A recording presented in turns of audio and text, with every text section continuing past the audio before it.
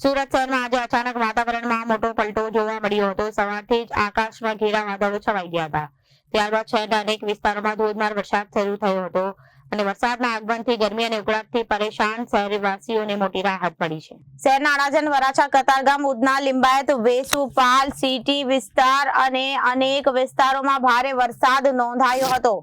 કેટલાક વિસ્તારોમાં રસ્તાઓ પર પાણી ભરાવાની સ્થિતિ પણ સર્જાઈ હતી, જેના કારણે વાહન ચાલકોને મુશ્કેલીનો સામનો કરવો પડ્યો હતો। હવામાન વિભાગના અનુમાન મુજબ આગામી દિવસોમાં પણ સુરત અને દક્ષિણ ગુજરાતના વિસ્તારોમાં વરસાદી માહોલ યથાવત રહેવાની શક્યતા છે।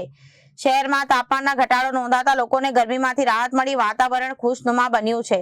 વરસાદ શરૂ થતા ખેડૂતોમાં પણ ખુશીનો માહોલ જોવા મળી રહ્યો છે, કારણ કે ખેતીની તૈયારીઓ માટે વરસાદ લાભદાયક સાબિત થઈ શકે છે।